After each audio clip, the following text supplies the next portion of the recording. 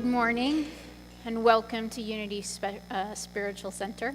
I wanted to say special center because it is a special center. So welcome to this special spiritual center. And a shout out to our online community. I'm so glad you're here this morning or whenever it is you're watching. We are continuing on our January series. And last week, we talked a little bit about the concept of forgiveness. This morning, we will be connecting with the slideshow. We will be talking a little bit about commitment. Who here just got triggered? Show of hands. The word commitment was just put out there. Okay, just checking. So the practice of forgiveness in our lives requires commitment. There are so many things of value that we do in our time that require commitment. It used to be a joke when you're talking about a relationship. Oh, don't talk about the C word, commitment. That term commitment has a cultural connotation that means run at all cost. But that's not really the essence of what commitment can do for us in our lives.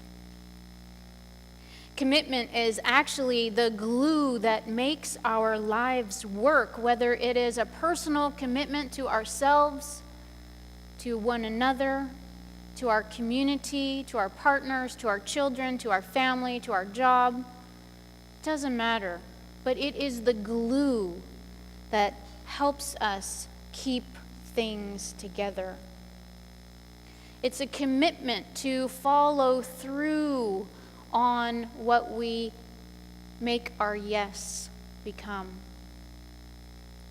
We make a commitment to our body with good food and exercise. We make a commitment to our mind with continued reading and study and thoughtfulness and mindfulness. And we make a commitment to our spirit, to our relationship with the divine within through prayer and meditation and more reading and study and more prayer and meditation.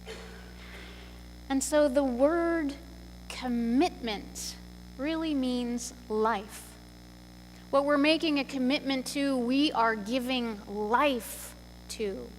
And so that's why I loved that. We are making a commitment by setting an intention. We are making a commitment by setting goals for ourselves and following through. However, just hearing the word commitment can also bring up that negative twinge, depending upon the situation we are applying the word commitment to in that specific moment. So the dictionary states that commitment is two things. It is a state or quality of being dedicated to a cause or activity. Dedicated. When we dedicate our lives to something, we put all of ourselves in it, 110%. Our mind, our heart, our body, our energy, our resources, our financial resources, all of it is dedicated to what it is we are making a commitment to. The dictionary also has a number 2, which states that commitment is an engagement or obligation that restricts freedom of action.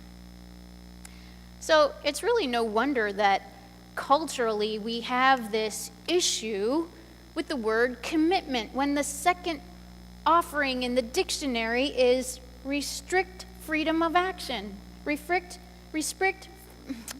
freedom. I can't even get it out. Well, I don't want to choose restricting freedom for myself in any area of my life. That is not why I'm here on the planet.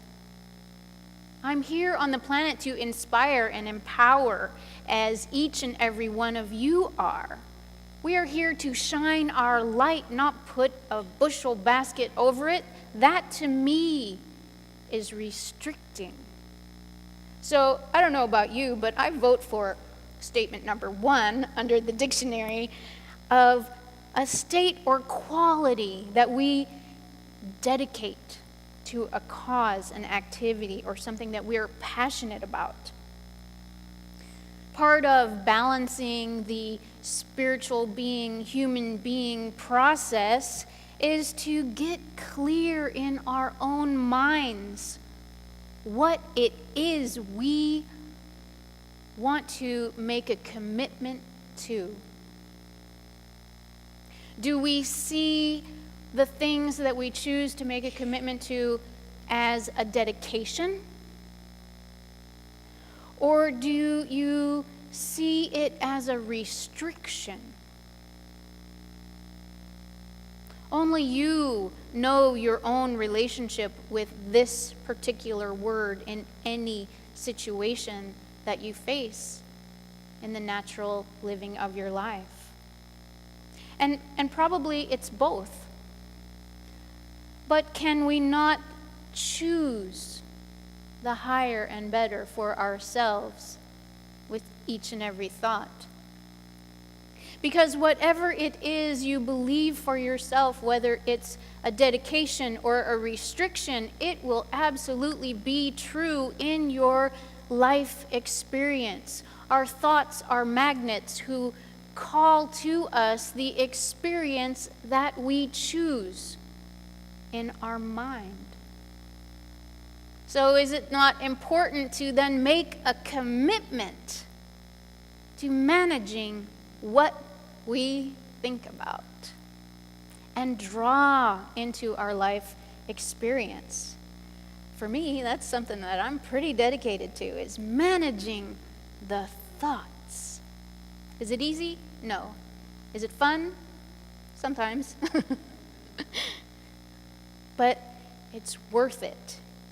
Anything worth making a commitment to takes a little effort. And so you get to ask yourself, what comes up for you when you hear the word commitment? We're going to review these steps on this continuum. So the first one is resistant, meaning opposed to. When you hear the word commitment, do you automatically sense resistance? Are you stuck in the human willfulness of your ego mind? Are you being stubborn? Is your inner 2-year-old alive and well? And then you have to take it to the next thought. Is it about being told? Or is it about making a commitment in general? Every time we get to evaluate a thought and its effect on us, it typically leads us to another question. This is the beauty of life. Powerful questions pop up everywhere. Don't think of it as weeds, think of it as flowers in the garden. So you get to ask yourself, are you reluctant, meaning unwilling or hesitant? Are you fearful because it's new and different? Are you waiting for someone else outside you to give you permission? Are you afraid of being wrong or humiliated, chastised, singled out? Or we get to explore what it is to be existent, meaning this is the way it's always been done. So when we're in that place of it's existent, we never believe that we can step outside the box of this is the way it's always been done. Everything on the planet needs to be done differently in order to evolve. You didn't start out the way you were right now. Where's Krishna? Is he in the room? You started out this perfect little baby. grew to a young kid, and then a teen, and then a 20-something. And more and more and more and more and more. And your soul has been moving on and evolving and growing and transcending the past. That's what we do. That's why we're here. So I invite you to step out and deviate from anything you habitually do. That's your challenge for this week. The next one is compliant, meaning you're inclined to do it a certain way, or you have been taught to instinctively agree and obey with whatever it is you're being told. Have you been taught to be a follower and not a leader? I won't add commentary to that based on our educational system, because I'll be here for 45 minutes. But have you been taught to critically think and encouraged to do so, to make your own decisions regarding choices, consequences, commitments? Or is one of your favorite sayings that habitually come out of your mouth, just tell me what to do? Chances are good you'll never hear that out of my mouth. Just saying. Are you committed? Meaning feeling that dedication and loyalty to a cause, to an activity, to a thought process, to an evolution of mankind. Are you so passionate that your zeal is tangible and it lights up a room and it's contagious and it spreads to others? Are you compelled, meaning forced or obliged to do something? And when you are forced to do something or obliged to do something, you get to ask yourself, is that an internal spiritual push moving me forward, or is that someone else's idea that I said yes to pushing me forward? Because they feel different. If it's your own internal passion, if it's the divine within you, you will absolutely know. If it's someone else's concept for what you should be doing, thinking, feeling, exploring, expanding into, you will feel like a little bit of resistance. Maybe that's not mine. Because when it's yours, there is never any doubt that you and Spirit have something to do together. And so are you being pushed into action by the divine, inspired and empowered to step out in faith? That is what commitment is about. So in Scripture, Matthew chapter 5, verse 37, the Message version, it says, just say yes and no. When you manipulate words to get your own way, you go wrong.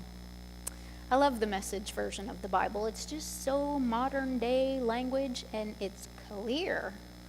Just say yes or no. Another wise soul would explain it this way. Yoda would say, do or do not. There is no try.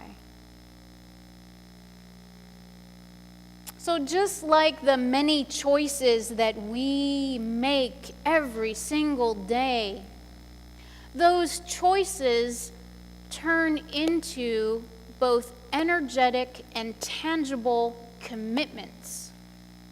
It's not just that you make a choice and it's not a big deal. some of those choices turn into big things, big commitments. So the outer expression of our lives is where we see what we've been thinking about.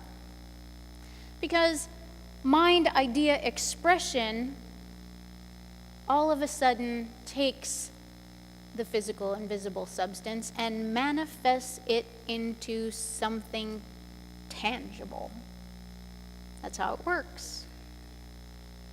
And so when we look upon the landscape of our life, if we see something that we're not happy with, we get to go into our mind to change the thoughts. Because when we try to rearrange the outer, it doesn't work. It's just like rearranging the furniture in your living room. Okay, you could put the couch over here by the window, and the chair, and the lamp, and then this and that, the end table. Or you could put it over here, da da da da da. However, it's the same furniture.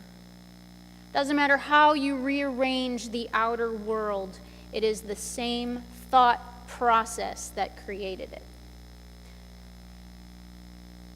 Yeah. I was thinking momentarily about my garage. We won't go there. Because my thought process about the stuff in my garage needs a cleaning out. So we cannot work in the world of effects to make a new life for ourselves. We can only go within the mind and the heart to create a new thought process, a new manifestation cycle. It is only on the internal mind that you can change the thinking. Change your thinking, change your life is a tagline for our cousin in New Thought, religious science, who now calls themselves Spiritual Centers for Spiritual Living, Ernest Holmes. And so as New Thought metaphysicians, we apply our thinking to every breath of our life. Einstein said that no problem can be solved from the same level of consciousness that created it. He also said, insanity is doing the same thing over and over and expecting different results. You put those two quotes together, how can we ever expect to transform our life by doing the same thing, thinking the same thing, walking the same path? We must deviate and try something new. As human beings, we can get lost in the outer because we see it. It looks so real to us. But the truth of the matter, it is the mind and the heart that is the cause. Ralph Waldo Emerson called the law of cause and effect the law of laws. He felt that it was absolutely the most important law because it is so tied to creating the world that we experience. It's like a bank. You put a negative in, you get a negative out. It's like the boomerang. You throw a positive in, you get a positive back. So we get to apply the law of cause and effect to our mindful application of attention this week. And we get to make a commitment to what it is we choose to think about. Every cause has its effect, and every effect its cause. There is no such thing as chance. We like to think of it as such, because then we don't have to take responsibility. Oh, darn it, there's that thing again. So I invite you to make a commitment to yourself. To look for the cause in mind and thought for the experiences that are the effect on the outer. And as our cousins in New Thought say, change your thinking, change your life. Namaste.